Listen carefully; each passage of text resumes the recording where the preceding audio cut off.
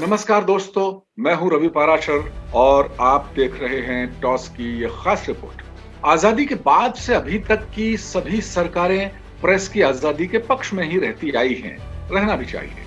1975 में लगाई गई इमरजेंसी के दौर को छोड़ दें तो हर सरकार और राजनीतिक पार्टी भारत में प्रेस की स्वतंत्रता की ही बात करती है। लेकिन इस प्रेस की आजादी के असल मायने क्या हैं?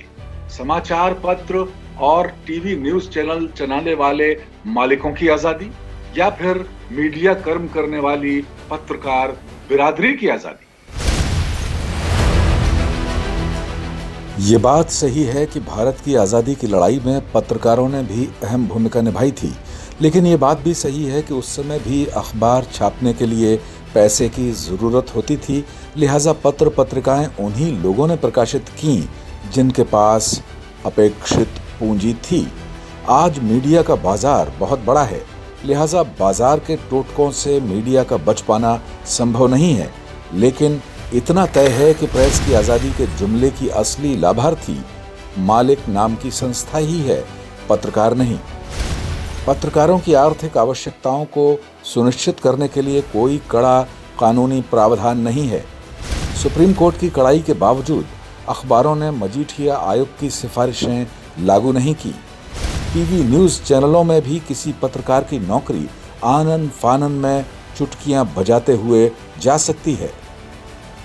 दुख होता है कि अखबारों में काम करने वाले पत्रकारों का वेतन निर्धारित करने के लिए मजीठिया आयोग की सिफारिशें लागू नहीं करनी पड़े। इसके लिए प्रबंधनों ने तमाम तकनीकी तिकड़में लड़ाई। मीडिया के मालिक प्रेस की स्वतंत्रता की आड़ में किसी भी व्यवस्थागत प्रावधान की धज्जियां उड़ा सकते हैं। जो पत्रकार समाज की भलाई के लिए लड़ता है वो अपनी भलाई की बात सोच भी नहीं सकता।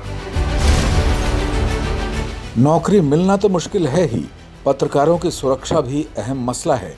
ऐसा नहीं है कि भारत में ही पत्रकार बहुत जोखिम भरे माहौल में काम करते हों। पूरी दुनिया में पत्रकारिता का पेशा बेहद जोखिम भरा हो गया है। यूनेस्को की एक रिपोर्ट के अनुसार पिछले एक दशक में हर चौथे दिन दुनिया भर में कहीं न कहीं एक पत्रकार की हत्या की गई है। पत्रकारों की हत्या के हर 10 मामलों में से 9 अनसुलझे रह जाते हैं। जाहिर है कि ज्यादातर मामलों में तंत्र का ही हाथ होता है। वर्ष 2019 में पत्रकारों की हत्या के सिर्फ 13% मामले ही सुलझ पाए।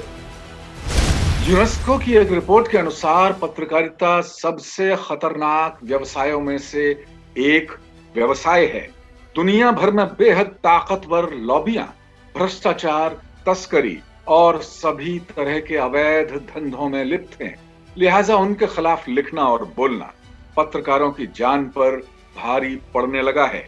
इसके अलावा राजनीति का बढ़ता अपराधीकरण भी पत्रकारों की असुरक्षा के लिए काफी हद तक जिम्मेदार है। पत्रकारों के लिए सबसे असुरक्षित देशों की लिस्ट में भारत 6वें नंबर पर है। असुरक्षित देशों की सूची में अफगानिस्तान, मेक्सिको, सीरिया, सोमालिया और यमन हमसे आगे हैं।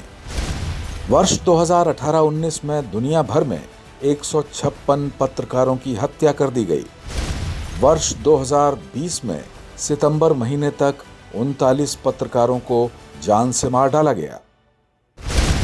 दुनिया भर में लोग ये अपेक्षा तो रखते हैं कि पत्रकार उनके सभी काम करवा दें, लेकिन जब कोई पत्रकार एक झटके में बेरोजगार कर दिया जाता है, मार दिया जाता है या उसके साथ अमानवीय बर्ताव किया जाता है, तब कोई सामाजिक संस्था उसके हक की लड़ाई के लिए आगे नहीं आती। ये विडंबना नहीं तो और क्या है।